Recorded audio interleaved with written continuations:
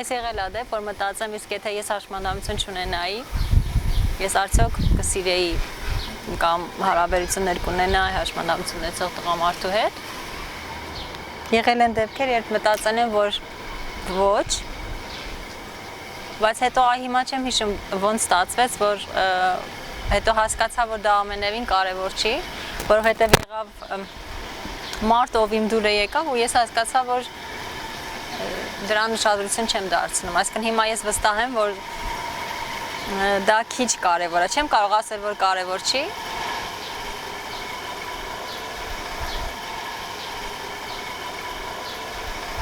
հանդիպման գնալու համար ժամադրության, եթե դա տանը չի լինում, օրինակ սեքս ունենալու համար, եթե ինչ-որ տեղ պիտի գնաս,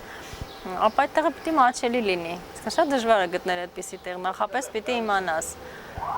ուր կարելի է գնալ եւ այլն, այդքան հեշտ չի։ Տրանսպորտային միջոցները, հա, ամենակարևոր խնդիրը գաղտնիության խնդիրը, այսինքն անձնական կյանքի գաղտնիությունը պահպանելու խնդիրը, որովհետեւ դժվար է մոռանալ մեկին ով սայլակ օգտագործում կամ ով հենակներով, ով տարբեր այլ խնդիրներ ունի եւ այլն։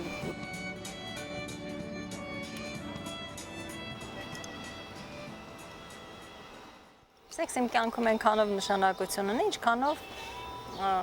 որ կա մարդ, ում հետ ես դա ուզում եմ ունենալ եւ այսինքն մարդուց է կախված, կա այդ մարդը թե ոչ։ Ցանկալի մեկը կա, թե չէ, մտերիմ մեկը ում հետ ես կուզեմ այդ ունենալ։ Եթե չկա նման մարդ, ապա չկա նաև սեքս։ Այսինքն ինքնանպատակ չի սեքս, ուղղակի ունենալ, չգիտեմ, մեկի հետ հարաբերություններ եւ այլն։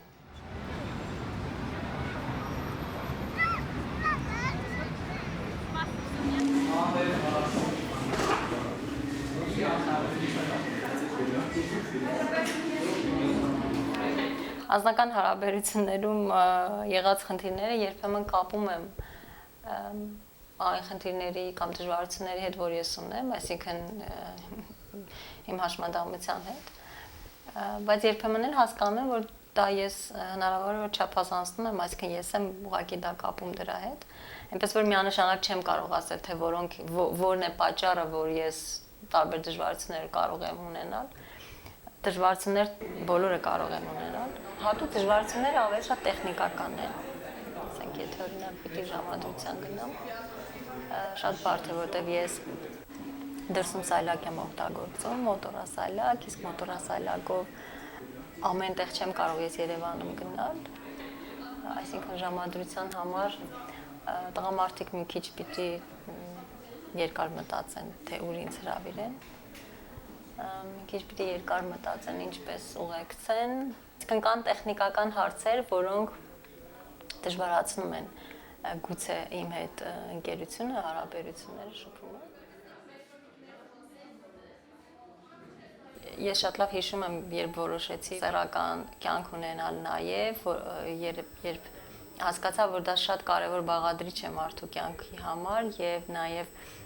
գիտակցեցի, որ եթե ես դա հետաձգեմ եւ ավելի ուշ դա կատարվի իմ կյանքում, կամ գուցե ընդհանրապես չկատարվի, եթե ես նույն կոմպլեքսները, նույն բարդությունները, վախերը ունենամ, ես հասկացա, որ ավելի շատ հոգեբանական խնդիրներ կունենամ եւ անլիարժեքության զգացումը ինձ չի լքի երբեք։ Եվ հենց այդ պատճառով ես առաջին անգամ գիտակցաբար գնացի դրան։ Ես սիրահարված էի մի տղայի եւ վստահում էի իրեն ամենակարևորը եւ որոշեցի, որ իմ կյանքում ինքը պիտի լինի։ Չեմ կարող ասել, որ ես վստահ եմ, որ ամբողջ կյանքս իր հետ պիտի անցկացնեմ, ես նույնիսկ գիտեի, որ այդպես չի լինի։ Ես հասկանում եմ, որ դա շատ կարևոր մաս է մարդու կյանքում, հատկապես հաշմանդամություն ունեցող կնոջ համար, որովհետև կան շատ բարդություններ, վախեր, որոնք կյանքի այդ փորձի բացակայության հետևանքով կարող են խորանալ եւ ավելի լուրջ հետևանքներ ունենալ։ Կարծում եմ դրանից հետո բավականին շատ փոխվեց իմ կյանքը եւ դա չի կարելի բացառել մարդու կյանքում։ Եթե մենք ուզում ենք լիարժեք կյանքով ապրել, եթե մենք ուզում ենք մեզ լիարժեք զգալ, ապա պիտի փորձենք եւ ոչինչ չբացառենք միայն այն պատճառով, որ հաշմանդամություն ունենք, կամ այս կամ այն բանով տարբերվում ենք մյուսներից, որովհետեւ բոլորն են իրարից տարբեր։ Ես բնականաբար չեմ կարծում, որ հաշմանդամությունը վատ բան է, բայց